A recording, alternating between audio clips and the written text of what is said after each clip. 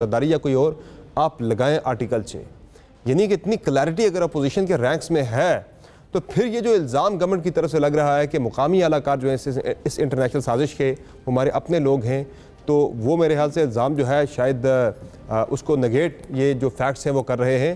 तो डॉक्टर मारिया, ये जो लगता है कि ये बिल्कुल ये जो थ्योरी गवर्नमेंट ने एक बनाई कि मुकामी लोग मुलव्वस, इंटरनेशनल साजिश, सारा कुछ, लगता है ये चीज़ें आहिस्ता आहिस्ता बिल्कुल जो है ना ये डस्ट सेटल होते साथ ही ये लग रहा है कि कोई इतना बड़ा मामला नहीं जितना गवर्नमेंट ने इसे बना दिया। आई थिंक गवर्नमेंट के लिए बहुत बड़ा एक क्रेडिबिलिटी फैक्टर इसमें जो है वो डेंट होगा, बिकॉज खान साहब को पहले ही लोग सारे कहते थे, आपको याद है 35 पंक्चर हो गए, शहबाज शरीफ के खिलाफ जो है वो केस था मुल्तान मेट्रो वाला, उसमें सब ये कहते थे कि खान साहब बात कर देते हैं and it's devoid of facts. यहाँ पे भी अब एक डिप्लोमेटिक केबल है, उसको आप ऐसे प्रेजेंट कर रहे हैं जैसे पता नहीं क्या वहां से कोई ओपन थ्रेट आ गई। मतलब आप और आप अपने ही सफीर को डिप्लोमेटिक केबल है आपकी, आप अपने ही सफीर के उसको जो है वो आप। अच्छा, मेरे पास थोड़ी सी इत्तलात हैं। ऑपोजिशन ये सोच रही है कि उनकी 3 को ये नो कॉन्फिडेंस कामयाब हो जाएगी और 7 तक नया प्राइम मिनिस्टर आ जाएगा और कैबिनेट आ जाएगी। They'll write to the Supreme Court for a judicial commission of an independent inquiry on it. Because this is not मुझे जो फिर इमरान खान को भी बुलाएगा, शाह महमूद को भी, असद को भी, और वो जुडिशियल कमीशन जो है दैट उसकी रिपोर्ट के ऊपर आगे चला जाए। हकायक सारे सामने आ जाएंगे। हमें ज्वाइन कर लिया जी जनाब lieutenant general retired Amjad Shoaib साहब ने और नासिर बेग चुगताई साहब ने। उनकी राय भी सारे मामले पर लेते हैं। जनरल साहब, बहुत ज़्यादा बात हो चुकी है, ये जो ख़त जो है धमकी अमेज जैसे कहा जा रहा है उसके बारे में यहाँ तक तफसीलात तो सामने आ चुकी हैं कि अमेरिका में मुतय्यन पाकिस्तानी जो सफ़ीर थे असद मजीद खान साहब, उनकी जानिब से ये भेजा गया था वजारत ख़ारजा को। उनकी मुलाकात थी एक असिस्टेंट सेक्रेटरी ऑफ स्टेट के साथ। उस मुलाकात का जो है उन्होंने उसी को पॉइंट्स बना के ये भेजा कि कोई बड़ी थ्रेटनिंग टोन है अमेरिका की पाकिस्तान के हवाले से। इस पर यह मामला अब कहाँ तक जा सकता है? अमेरिका की जानिब से तो बड़ा क्लियर वर्ड्स में आज वहाँ से आई है वजाहत कि हमारा ऐसा कोई किसी ऐसे मामले से ताल्लुक़ नहीं है किसी तरीक़े अदम एतमाद के हवाले से, और जो ख़त के बारे में बात की जा रही है इसमें कोई सदाकत नहीं है। अमेरिका ये भी कह रहा है और वो ये भी कह रहे हैं कि अमेरिका के मुलव्वस होने के हवाले से अदम एतमाद में कोई सदाकत नहीं है। ऐसे इल्ज़ामात में हम पाकिस्तानी सिचुएशन को बड़ी बारीक बीनी से हम देख रहे हैं, लेकिन वो ये भी कह रहा है अमेरिका के पाकिस्तान के आइनी अमल की वो तकरीम करते हैं। तो ये मामला आपको किस तरफ ज़्यादा दिखाई दे रहा है? कोई बहुत बड़ा एक माहौल क्रिएट कर दिया गया और लग रहा है उसमें से निकलेगा कुछ भी नहीं, या फिर वाकईतन मामला बहुत संजीदा है? बिस्मिल्लाहिर्रहमानिर्रहीम। ये जो अभी मुजम्मिल साहब ने बात की, मेरा ख्याल है वो बड़ी वजन रखती है। अल्टीमेटली तो कोई जुडिशल कमीशन बन जाए और उस पर ये सारी चीज़ें वादे हो जाएं तो वो मेरा ख्याल है ज़्यादा बेहतर है। लेकिन इस खत की संगीनी का जहाँ तक ताल्लुक है इसमें कोई शक व शुबा नहीं है, क्योंकि मैंने वो पॉलिटिकल सर्कल से उसके बारे में नहीं सुना था, मैंने उसका सिक्योरिटी के सर्कल से उसके बारे में तफसील सुनी। और ये खान साहब से पहले आपने सुना था इसके बारे में? जी, उससे काफी पहले। लिहाजा ये तो आप कह सकते हैं कि वो इस स्टेज के ऊपर उसको इस्तेमाल कर रहे हैं अपने पॉलिटिकल गेम्स के लिए या हुकूमत को बचाने के लिए, बिल्कुल ऑब्वियसली नजर आता है। लेकिन ये बिल्कुल मैं समझता हूँ ये फजूल बात है अगर हम ये कहें कि धमकी नहीं है या खतरात नहीं थे, या ये ऐसे ही हमारे सफीर ने बैठ के तो उसको ख्वाब आ गया, उसको ख्याल आ गया कि यार मैं ये लिख दूं। ये ऐसी कहानियां नहीं है, ये रियलिटी है जहां एक शेड्यूल्ड मीटिंग के जरिए जिसमें बाकायदा रिकॉर्डेड है कि किस किसने पाकिस्तान की तरफ से अटेंड की मीटिंग, किस किसने दूसरी तरफ से की। मुश्किल ये है कि हम संगीनी को समझने के बजाय नई नई तौजीहात निकाल के लोगों को गुमराह करते हैं। ये मीडिया में बैठ के हमारा काम नहीं है। फैक्ट ये है कि ये एक धमकी और बड़ी नंगी नेकेड गंदे अल्फाज में धमकी दी गई। ये कौम के मुंह के ऊपर बहुत बड़ा तमाचा है। अगर मैं इमरान खान की जगह पे होता, मैं पहला एक्शन जो आज ये कर रहे हैं कि मैंने उसी दिन किया होता। और अभी ये एनबीसी वगैरह को पता है, मैं पहले दिन से ही एडवोकेट कर रहा हूं कि ये जाना चाहिए था नेशनल सिक्योरिटी कमेटी में, ताकि ये एक वहां से नेशनल रिस्पांस बनती। वो आपको गाइड करते कि भाई आपने क्या करना है, आपने पार्लियामेंट्री सिक्योरिटी कमेटी को ब्रीफ करना है, नहीं करना, जुडिशियल कमीशन बनना चाहिए, नहीं बनना चाहिए, पब्लिक में आपको जाना चाहिए या नहीं जाना चाहिए। ये पॉलिसी वहां वादा होती, क्योंकि ये बड़ा एक नेशनल थ्रेट है। और अगर आज की सूरत हाल में मैं इसको देखूं तो फैक्चुअली खान साहब एक नैरेटिव बिल्ड कर बैठे हैं, उनको छोड़ देना चाहिए। उसकी वजह है, अगर ये हुकूमत बच जाती है तो दो मसाइल आपके सामने रहेंगे। एक तो ये कि जिन्होंने थ्रेट दी है कि हम आपके बनाएंगे, आपको लेसन देंगे, सबक सिखाएंगे, अगर वो शुरू के अंदर यूनिटी अपने मुल्क में नहीं है तो नुकसान होने के खतरात ज्यादा है।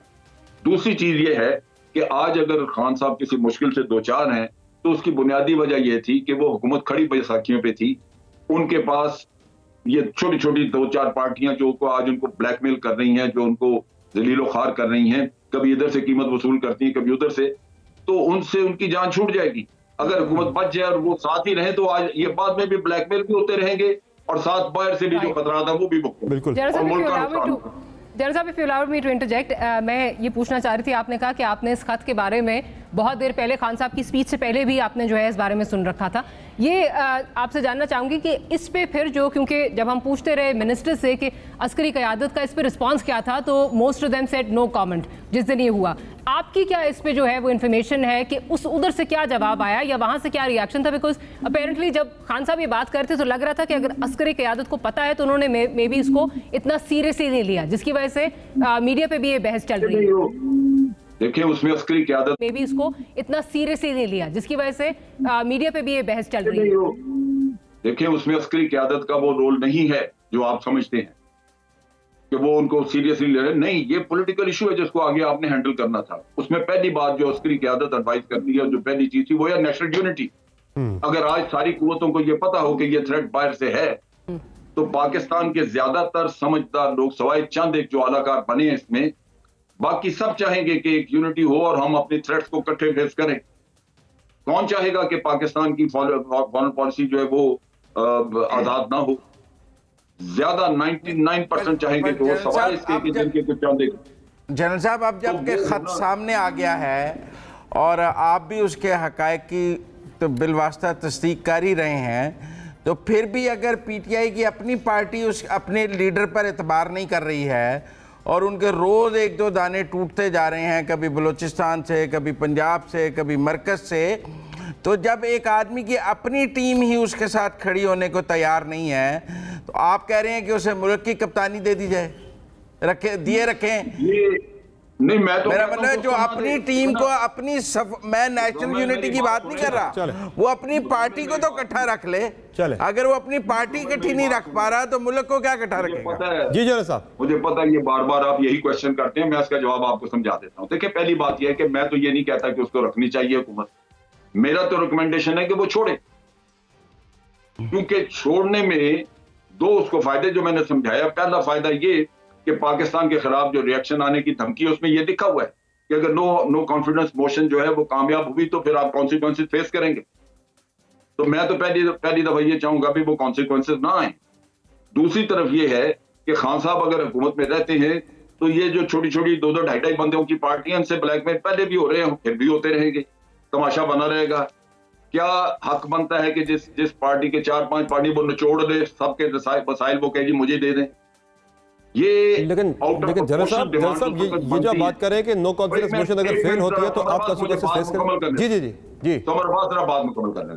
देखो, तो पहली बात तो मेरी समझ ये कहती है कि आप उस मुसीबत से निकलें जो आज पॉलिटिकल पार्टीज ने, छोटी पार्टियों ने दोनों तरफ भाग के सुबह इधर शाम उधर, सुबह इधर शाम, वो कीमतें वसूल करते रहे। जहां से सबसे ज्यादा मिली, बेहतर मिली, वो उन्होंने, पीएमक्यू ने भी यही किया है और एमक्यूएम ने भी यही किया, आपने देख ली। अब रही बात जो मुजम्मिल कर रहे थे कि उसकी अपनी पार्टी उसमें यूनिटी नहीं रही, इसमें बड़ी सीधी सी बात है कि जब पार्टी में जब दरारें आई थी, ये किस्सा उस वक्त नहीं था। दरारें आई हैं जाती मसाइल के ऊपर कि जहांगीर तरीन पे करप्शन का लगा किस्सा, उसको अदालत पहुंचाया, 40 आदमी उसके साथी उसकी करप्शन को सपोर्ट करने वाले बाहर निकले। इखलाकियात तो यहां जनाजा निकला हुआ है, किसी को शर्म ही नहीं आई कि वो ये कह देता कि जनाब ये आपको केस फेस करना है। क्या शुगर स्कैंडल हकीकत नहीं है इस मुल्क की? किसी कोई कह सकता है कि शुगर स्कैंडल नहीं हुआ?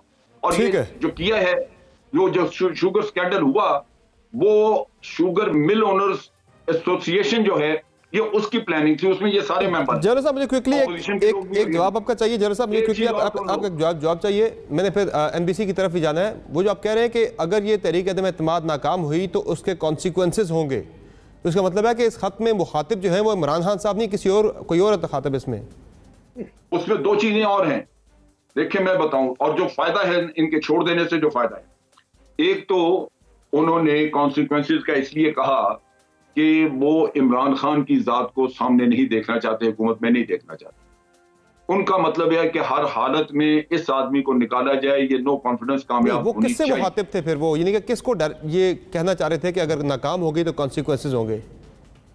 ये वो देखो ना, ये हुकूमत को ही कहा है। देखो ना, हुकूमत कर सकती है ना, हुकूमत अगर नाकाम करना चाहे, हुकूमत अपने वसाइल, पैसा, ये वो जिनके मुंह खुले हैं उनको वो देना शुरू कर दे तो शायद नाकाम भी हो जाए।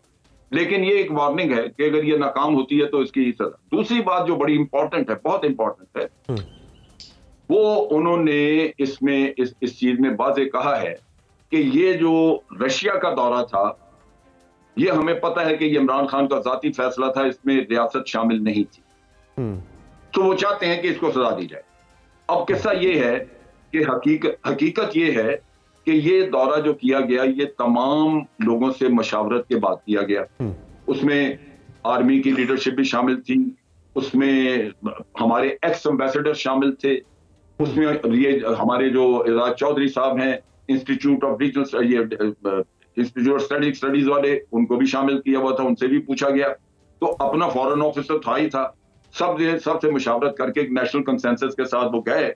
लेकिन ये सिंगल आउट इसी वजह से किया गया है कि वो चाहते हैं कि ये हटे तो बाकी कौम जो है वो अपना किबला दुरुस्त कर ले, वो रशिया से हट जाए।